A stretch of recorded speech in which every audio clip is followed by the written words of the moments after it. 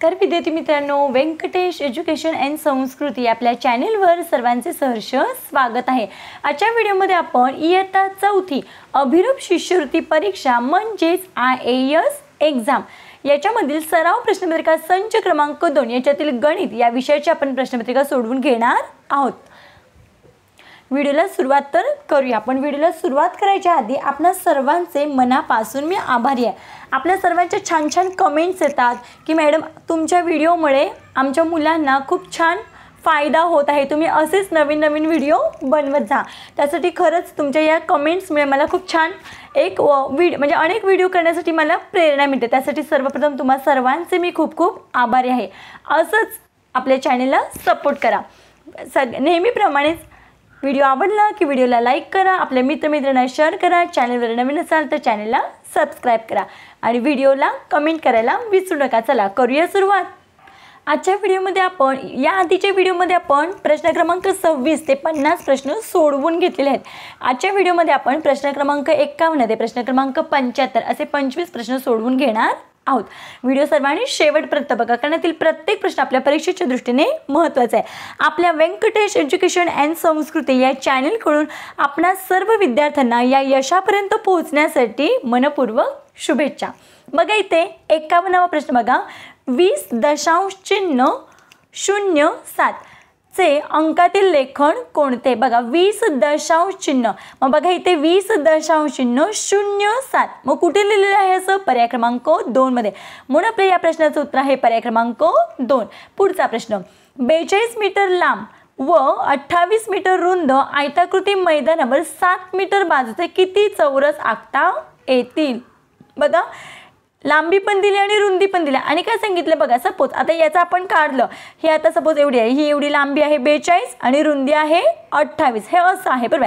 हे मैदान आहे, या मेजरमेंटचं काय सांगितलं, या मैदानावर 7 मीटर बाजूचे किती चौरस आखता येतील, म्हणजे 7 मीटर असे किती चौरस आखता येतील। मग या प्रकारचे प्रश्न सोडवताना आपल्याला काय करायचं आहे, तर आयताचे क्षेत्रफळ म्हणजे या मैदानाचं आपल्याला क्षेत्रफळ काढणं गरजेचं आहे। आता इथे परिमिती काढून चालणार नाही, कारण परिमिती म्हणजे काय, बाजूला जर आपल्याला कुंपण करायचं असेल तर आपण परिमिती काढतो, पण आपल्याला काय सांगितलं, या मैदानावर म्हणजे या मैदानामध्ये आपल्याला चौरस किती चौरस आखता येते, म्हणजे मधलं, मग मधलं करताना आपण काय करतो, आयताचे क्षेत्रफळ काढतो। मग आयताचं क्षेत्रफळाचं सूत्र काय आहे? आयताचं क्षेत्रफळ आहे लांबी गुणिले रुंदी, हे सूत्र आहे। मग लांबी किती आहे 42 गुणिले रुंदी किती आहे 28 मीटर।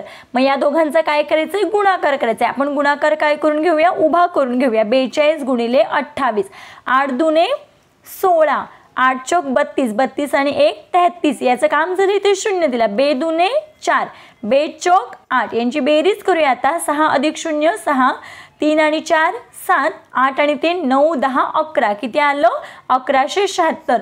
मग आयताचं क्षेत्रफळ किती आलेलं आहे 1176 आलेलं आहे मीटर। आता काय सांगितलं, या मैदानावर 7 मीटर बाजूचे किती चौरस आखता येतील। मग या चौरसाचं सुद्धा काय करायचं आहे, तर क्षेत्रफळ। मग चौरसाच्या क्षेत्रफळाचं सूत्र आहे बघा, चौरसाचे क्षेत्रफळ बरोबर काय सूत्र आहे, बाजूचा वर्ग। मग बाजू किती आहे 7 मीटर, कारण आपल्याला माहिती आहे चौरसाच्या चारी बाजू समान असतात।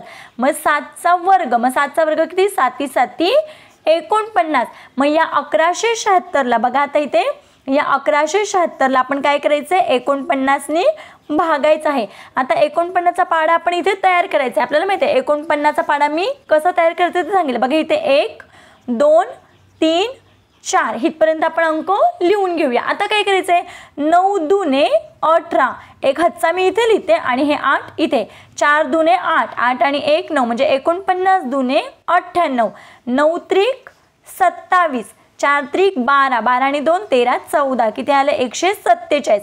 49 चौक 9 चौक 36, 4 चौक 16, 17 18 19, किती आलं 196।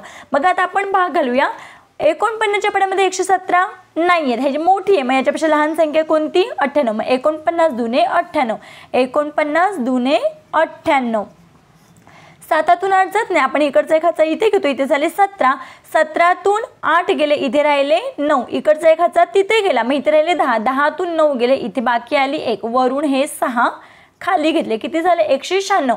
मग 49 चोक 196, 49 चोक 196 यांची वजाबाकी केली, बाकी आली 0. मग आपलं उत्तर किती आले तर 24. म्हणजेच बघा 42 मीटर लांब व 28 मीटर रुंद आयताकृती मैदानावर 7 मीटर बाजूचे किती चौरस आखता येतील तर 24 चौरस आखता येतील. म्हणून आपल्या या प्रश्नाचं उत्तर आहे पर्याय क्रमांक 4. पुढचा प्रश्न बघा, क्रमांक 10वी त्रिकोणी संख्या 6व्या त्रिकोणी संख्येपेक्षा कितीने मोठी आहे. त्रिकोणी संख्या म्हणजे आपल्याला माहिती बघा, आपण रांगोळी करताना जसे ठिपके वाढवत जातो त्या पद्धतीने बघा, एक पहिली त्रिकोणी संख्या आहे 1 आणि त्याच्यानंतर बघा 1 अधिक 2, त्याच्यानंतर 1 2 आणि हे 3 म्हणजे 1 अधिक 2 अधिक 3 म्हणजे पहिली त्रिकोणी संख्या आहे 1, त्याच्यानंतरची 3 आणि त्याच्या बघा हे 3 आणि 3 6, दुसरी आहे 6. या पद्धतीने आपण त्रिकोणी संख्या तयार करतो. तर मी डायरेक्ट त्रिकोणी संख्या लिहिते बघा, 6, 6च्या नंतर त्रिकोणी संख्या आहे 10, 10च्या नंतर 15, 15च्या नंतर 21, 21च्या नंतर 28, 28च्या नंतर 36, 36च्या नंतर 45 आणि 45च्या नंतर 55. बघा आपल्याला 10वी आणि 6वी पाहिजे. मग बघा 1 2 3 4 5 6, 6वी आहे 21, 7 8 9 10, 10वी आहे 55. मग काय सांगितलं कितीने मोठी आहे म्हणजे 10वी त्रिकोणी संख्या 6व्या त्रिकोणी संख्यापेक्षा कितीने मोठी. आपल्याला माहिती आहे कितीने मोठी किंवा कितीने लहान म्हटले की आपण काय करतो वजाबाकी करतो. मग या दोघांची वजाबाकी. मग इथे बघा 55 वजा 21 बरोबर बघा 5तून 1 गेले बाकी आली इथे 4, 5तून 2 गेले इथे आले 3 म्हणजे कितीने मोठी आहे तर 34ने. मग 34 कुठे आहे तर पर्याय क्रमांक 3. म्हणून आपल्या या प्रश्नाचं उत्तर आहे पर्याय क्रमांक 3. पुढचा प्रश्न बघूया बघा, 8.7 गुणिले 0.3 बरोबर किती. बघा आपण पॉईंट काढूया थोड्या वेळासाठी.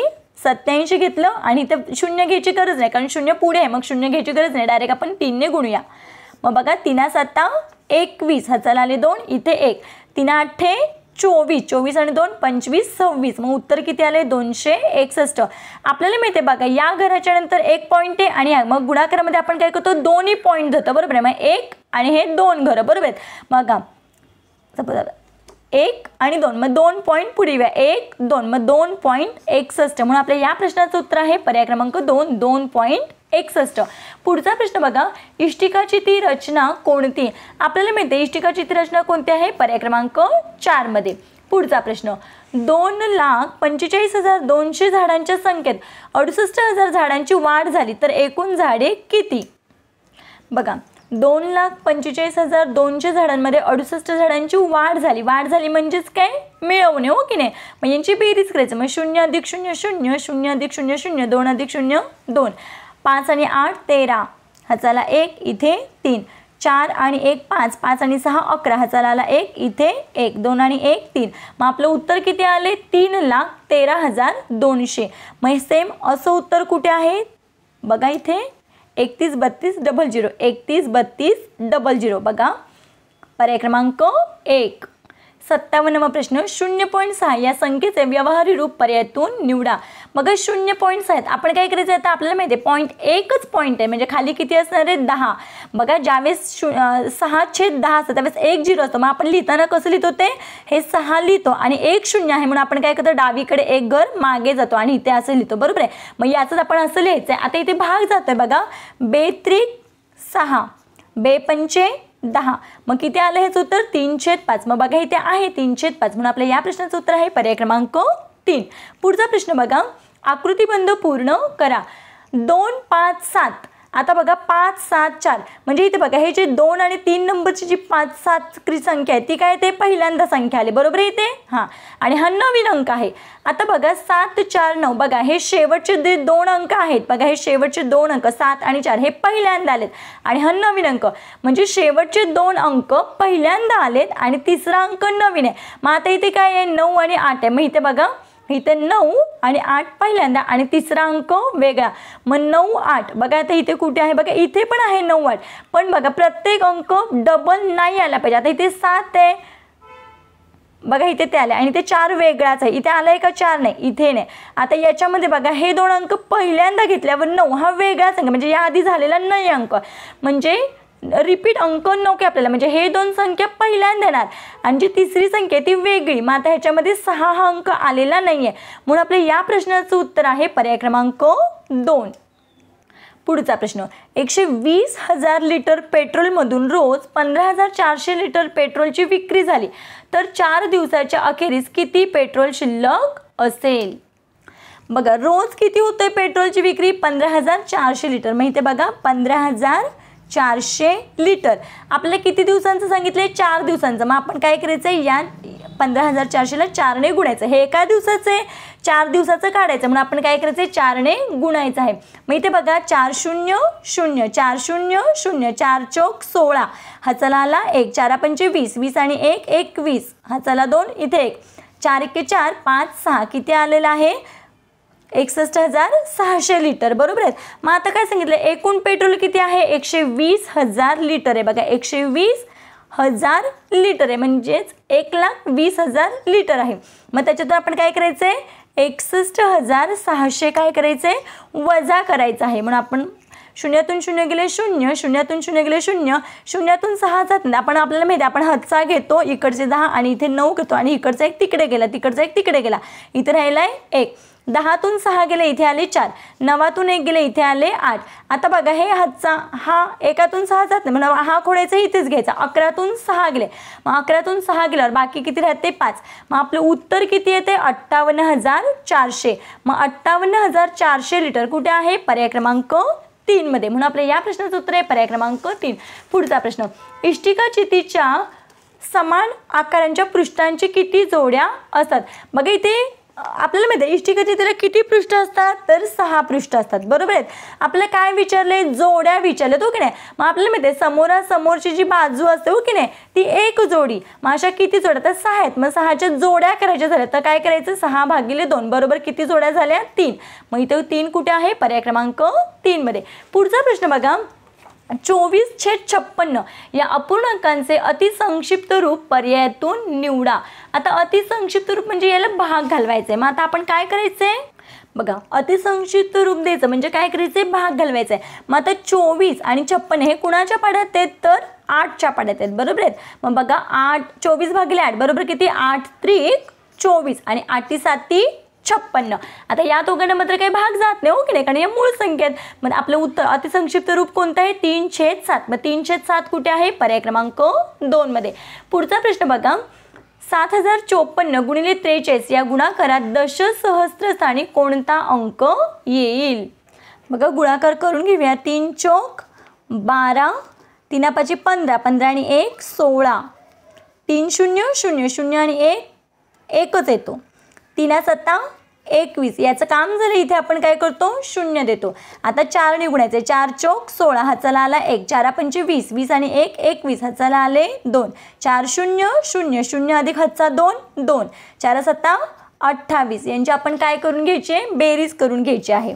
बघा 2 अधिक 0 2, 6 आणि 6 12 हा चला आला 1 1 2 3, 2 आणि 1 3, 8 आणि 2 10 हा चला आला 1 2 आणि 1 3. मग आपल्याला काय सांगितले बघा उत्तर किती आलेलं आहे? 3,03,322. आणि आपल्याला काय विचारले? दशसहस्रस्थानी कोणता अंक येईल? मग बघा इथे हे एककाचं घर आहे. एकक दशक शतक हजार दश हजार. हजारलाच आपण काय म्हणतो? सहस्त्र. आणि हे काय आहे? दशसहस्त्र. मग दशसहस्त्र जागी कोणता अंक आहे? तर 0. मग 0 कुठे आहे? पर्याय क्रमांक 1 मध्ये. म्हणून आपल्या या प्रश्नाचं उत्तर आहे पर्याय क्रमांक 1. पुढचा प्रश्न बघा, 64वा प्रश्न बघा, 8 लिटर दूध 5 पिशव्यात समान भरले तर प्रत्येक पिशवीत किती मिली दूध भरले? 8 लिटर आपल्याला माहिती आहे 1 लिटर म्हणजे 1000, 8 लिटर म्हणजे किती? 8000. आणि किती पिशव्यांमध्ये भरले? 5 पिशव्यांमध्ये. मग आपण काय करायचंय?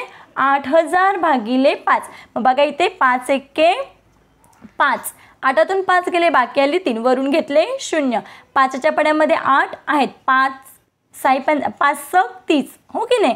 मग 30तून 30 गेले बाकी आली 0, वरून हा एका वेळेस 1 0 घ्यायचा. मग 0 घेतला की 0चा भाग 5 0 0, परत 1 0 घेतला 5 0 0, मग यांचा भागाकार किती आलेला आहे बघा, बाकी आलेली आहे 0, मग भागाकार किती आले 1600, 1600 मिली. मग आपल्याला मिलीच विचारले, मग एका पिशवीत किती दूध भरले तर 1600 मिली. मग 1600 कुठे आहे तर पर्याय क्रमांक 3 मध्ये. म्हणून आपल्या या प्रश्नाचं उत्तर आहे पर्याय क्रमांक 3. 65वा प्रश्न, 12,500 ही संख्या आंतरराष्ट्रीय संख्या चिन्हात कशी लिहाल. 12,500 म्हणजे काय, 12,000ला थोडीशी रक्कम म्हणजे पाव रक्कम कमी, म्हणजेच किती 11,750. आंतरराष्ट्रीय संख्या चिन्ह म्हणजे काय, इंग्लिशमधले अंक. मग 12,500 कुठे आहेत 11,750, पर्याय क्रमांक 3. पुढचा प्रश्न, 2 मोटरसायकल 1,42,500 रुपयाला, 2 मोटरसायकल, 15 सायकल 1,85,500 रुपयांना, 10 पंखे 35,000 रुपये आणि 5 घड्याळे 2,250 रुपयांना मिळतात. तर वस्तूंच्या किमतीच्या चढत्या क्रमात दुसरा क्रमांक कोणाचा. मग आता इथे काय करायचं आहे बघा, 2 मोटरसायकलची किंमत आपल्याला माहिती आहे किती आहे बघा, 2 ह्याचं घेऊया आपण. 2 मोटरसायकलची किंमत किती आहे बघा, 1,42,500 ही दोघांची किंमत आहे. आपल्याला एकाची किंमत पाहिजे, मग आपण काय करायचं, याला 2ने भागून घ्यायचं आहे. मग बघा इथे बे 7 बाकी आली 0, वरून घेतले 2, बे 0 बे 1 बघा 2 खाली घेतले, बे 1 बे 2तून 2 गेले, बाकी आली 0, वरून घेतले 5, बे 2 4, 5तून 4 गेले, बाकी आली 1, वरून घेतले 0, बे 5 10 बाकी आली 0. बघा इथे परत हा एक 0 खाली घेतला, मग 0 खाली घेतल्यावर बे 0 0 बाकी आली 0. म्हणजे एका मोटरसायकलची किंमत किती निघाली तर एका मोटरसायकलची किंमत आहे 71,250. आता आपल्याला काय सांगितलंय, 15 सायकल बघा 1,85,500ला. मग आपण काय करायचं आहे, या रकमेला 1,87,500ला 15ने भागायचं आहे, म्हणजे आपल्याला एका सायकलची किंमत मिळेल. मग बघा इथे 15 1 15, 15 1 15, 18तून 15 गेले, बाकी आली 3, वरून घेतले 7. 15च्या पड्यामध्ये 37 नाही आहेत, मग 15 2 30, 15 2 30, 37मधून 30 गेले, बाकी आली 7, वरून घेतले 5, 15 5 75, वजाबाकी केली, बाकी आली 0, वरून हा एक 0 घेतला, 15 0 0 बाकी आली 0, वरून परत एक 0 घेतला, याला 0चा भाग लावला, बाकी आली 0. मग किती, एक सायकल किती रुपयाला 12,500 रुपयाला. आता 10 पंखे एवढ्याला आहेत. आता हे खूप सोपं आहे बघा, इथेच करायचं आहे. 10 बघा 10 पंख्यांची किंमत किती आहे 35,000 भागिले एक, किती पंखे 10 पंखे. मग एका पंख्याची किंमत करण्यासाठी आपण याला पण भागून घेतलं, भागाकाराची ही पण एक पद्धत आहे. या 0ला हे 0 कट झाले, म्हणजे एका पंख्याची किंमत किती 3,500 रुपये. आता काय सांगितले 5 घड्याळे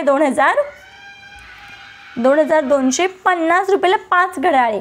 मग आपल्याला काय सांगितले एका घड्याची किंमत, मग आपण काय करायचं याला 5ने भागायचं, 5 चोक 20, 22मधून 20 गेले, बाकी उरली 2, वरून घेतले 5, 5 5 25, यांची वजाबाकी केली, बाकी आली 0, वरून घेतले 0, 5 0 0 बाकी आली 0. आता बघा जेवढं आपलं उत्तर आले तेवढं आपण लिहून घ्या. आता आपल्याला काय विचारले की या सगळ्यांच्या ज्या किमती आहेत बघा, आपण एक मोटरसायकल बघा, मोटरसायकल एक किती आहे 1,250, सायकल कितीला आहे 12,500, एक पंखा कितीला 3,500 आणि एक घड्याळ कितीला 450 रुपये. या पद्धतीने काढून घेतले. आता काय सांगितले तर वस्तूंच्या किमतीच्या चढत्या क्रमात दुसरा क्रमांक कोणाचा. मग बघा बरं, दुसरा क्रमांक सगळ्यात स्वस्त वस्तू कोणती आहे, सगळ्यात छोटी किंमत कोणती आहे 450. बघा इथे 450, 450ला काय आहे घड्याळ आहे, बरोबर आहेत. आता इथे बघा 2 नंबरला आहे 3,500 रुपये, काय पंखा, म्हणजे 2 नंबरला कोणता आहे पंखा, 3,500 रुपयाला एक पंखा. त्याच्यानंतर 12,500ला काय आहे सायकल आहे, काय आहे सायकल. आणि मोटारसायकलची किंमत किती आहे, मोटारसायकलची किंमत आहे 71,225, 71,250 आहे. बघा मग आता आपण या पद्धतीने चढता क्रम लावलाय. मग 2 नंबरचं विचार, मग 2 नंबरला कोणती संख्या आहे 3,500, मग कोणता आहे पंखा. म्हणून आपल्या या प्रश्नाचं उत्तर आहे पर्याय क्रमांक 2 पंखा. किमतीच्या चढत्या वस्तूंच्या किमतीच्या चढत्या क्रमात दुसरा क्रमांक कोणाचा तर पंख्याचा, पर्याय क्रमांक 2. पुढचा प्रश्न बघा, 3,504 अधिक 3,504 मध्ये कोणती संख्या मिळवली की 7,659 उत्तर येतं. मग आता काय करायचं, प्रत्येक पर्याय घेण्यापेक्षा सोपी पद्धत सांगते, याच्यातून आपण ही संख्या काय करायची वजा करायची. बघा इथे आपण करून घेऊया 7,659 59 वजा 3504, 9तून 4 गेले बाकी आली 5, 5तून 0 गेले 5, 6तून 5 गेले 1, 7तून 3 गेले बाकी आली 4. मग उत्तर किती आलंय 4155. मग 4155 कुठे आहे बघा 4155 पर्याय क्रमांक 4 मध्ये. म्हणजे या संख्येमध्ये 4155 मिळवलं की हे उत्तर करेक्ट येते, म्हणून आपलं उत्तर आहे पर्याय क्रमांक 4.